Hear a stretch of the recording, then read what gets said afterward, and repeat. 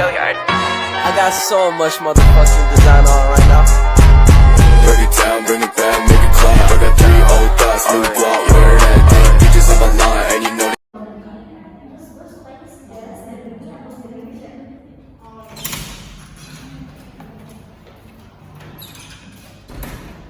Assalamualaikum warahmatullahi wabarakatuh, anak-anak. Waalaikumsalam warahmatullahi wabarakatuh. Maaf ya, Bapak agak telat sedikit. Tadi soalnya banyak di sana. Ya. Nah, selamat pagi anak-anak. Pagi, Pak. Wah, semangat ya. Coba ulangi. Selamat pagi. Pagi, Nah, baru kita ngomong semangat. Ini udah pada berdoa belum ya? Jadi sebelum kita mulai pembelajaran, supaya kita dapat diterima dengan mudah materi yang Bapak sampaikan, kalau lebih baiknya kita berdoa menurut ajaran dan kepercayaan masing-masing. Berdoa dimulai.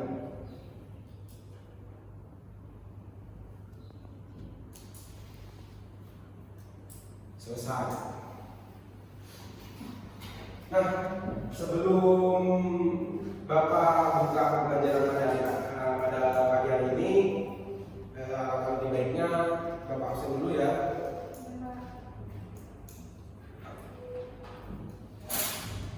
Sebentar. Ya, masuk.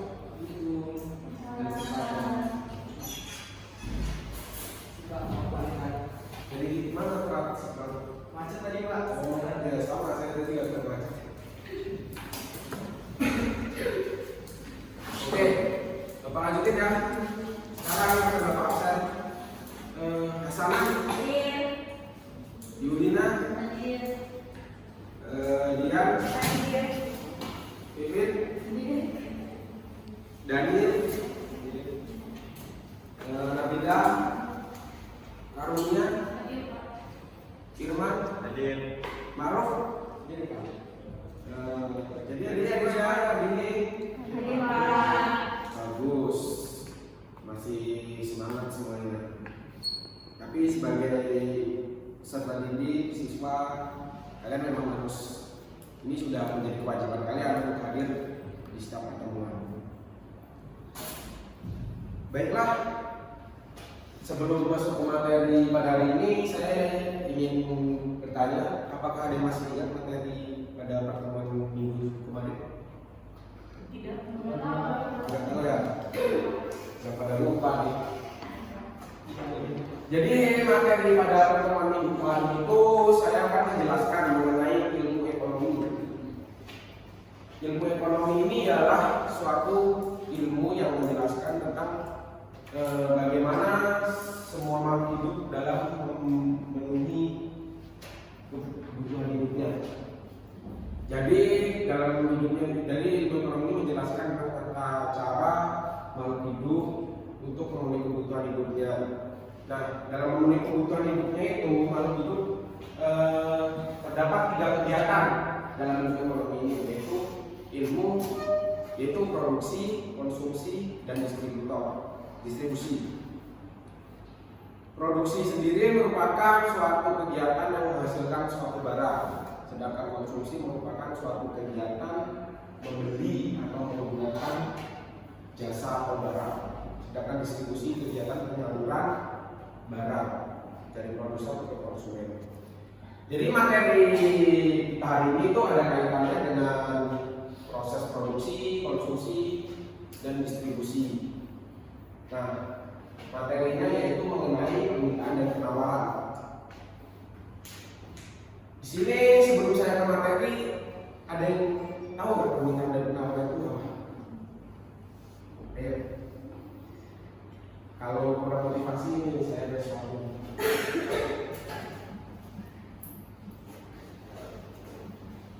Nih, siapa yang bisa jawab? Saya kasih coklat nih. Ayo. Apa itu permintaan dan penawaran? Bener nih saya. Ayo tahu. Irman tahu. Dia. Ayo, ada yang tahu? Mumpung saya kasih waktu nih sebelum harus super quick. Ayo. Permintaan adalah jumlah Tunjukkan barang. itu. Saya Pak. Maju. Gak apa-apa. Ayo. Ini melatih juga ya, bisa berani jalan ini. Menurut saya itu permintaan itu permintaan suatu barang yang diminta oleh konsumen kepada produsen. Kalau penawaran, Penawaran.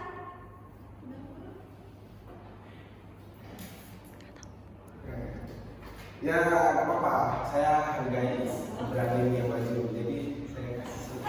Yeay, tangan nih Gu. Tangannya jauh teman-teman. Saya bukan menghargai tentang apa jawabannya, tapi saya menghargai keberanian dia untuk menjawab. Baiklah,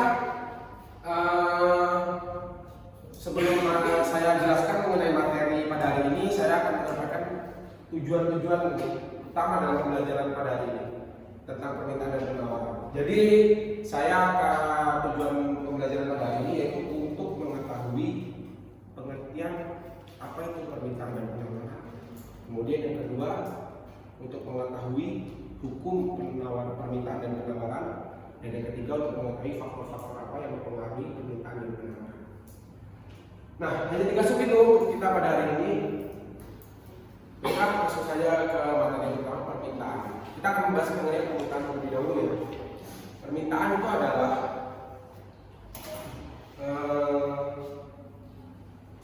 sejumlah barang atau jasa yang dibeli atau diminta pada harga tertentu dan pada waktu tertentu.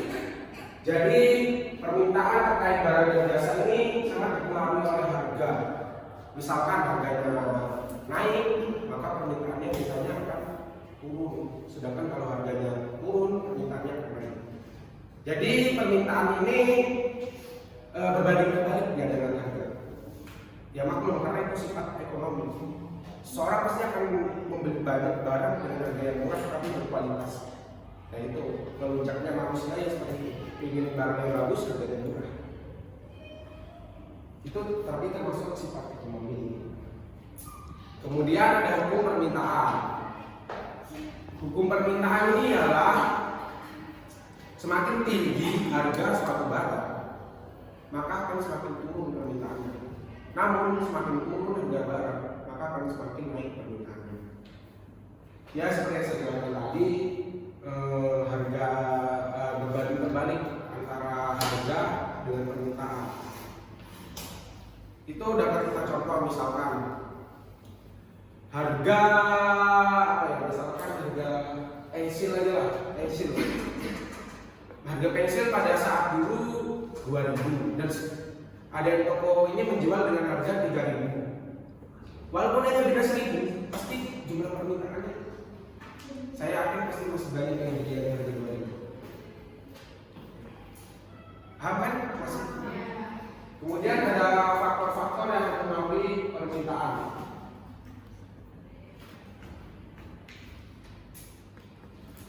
Faktor-faktor yang mempengaruhi permintaan itu yang pertama ada tingkat pendapatan. Jadi tingkat pendapatan seseorang itu sangat mempengaruhi permintaan. Bagaimana bisa Pak? Ya bisa, karena seseorang yang dengan pendapatan tinggi dengan seseorang yang pendapatan di bawah misalkan si A pendapatannya 2 juta per bulan, si B pendapatannya 1 juta per bulan.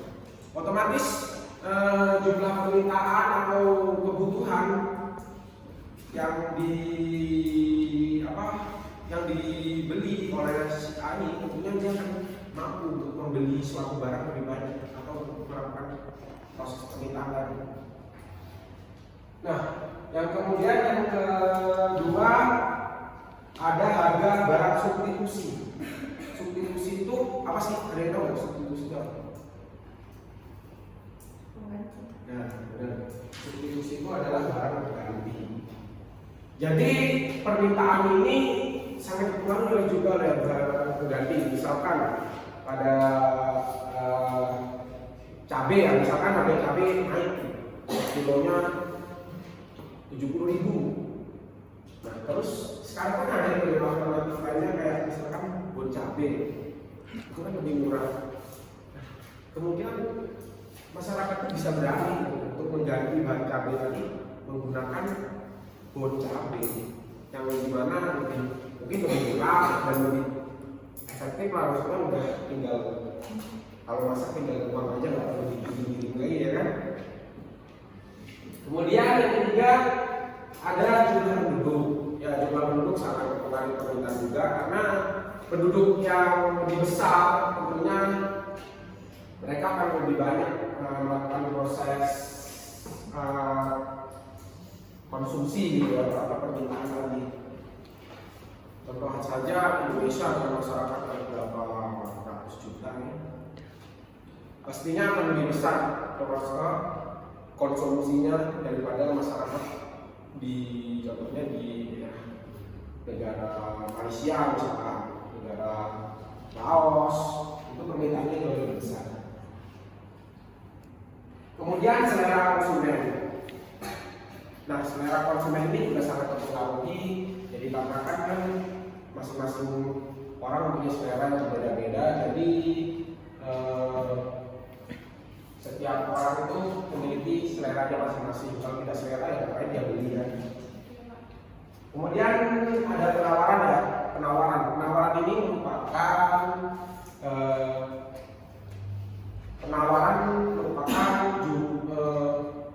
suatu kondisi di mana barang atau jasa ditawarkan pada saat harga tertentu dan waktu tertentu. Jadi penawaran ini produsen yang menjadi pokoknya di sini. Kemudian ada hukum penawaran. Hukum penawaran ini berbanding terbalik dengan hukum permintaan. Kalau penawaran ini selaras dengan harga. Hukum penawaran ialah semakin tinggi harga barang maka semakin naik penawarannya. Sedangkan semakin turun harga barang maka penawarannya akan semakin turun juga. Kemudian ada faktor-faktor juga yang mempengaruhi penawaran. Yang pertama adalah biaya produksi. Jadi semakin mahal biaya produksinya, tentunya itu kan juga berpengaruh terhadap daya jualnya. Jadi biaya produksi ini sangat memegang peranan penting untuk mempengaruhi penawaran barang dan jasa dari produsen. Kemudian harga produk ini juga sangat mempengaruhi. Ya tadi dari proses produksinya dan masing-masing yang baru bukan harganya. Kemudian ada kemajuan teknologi.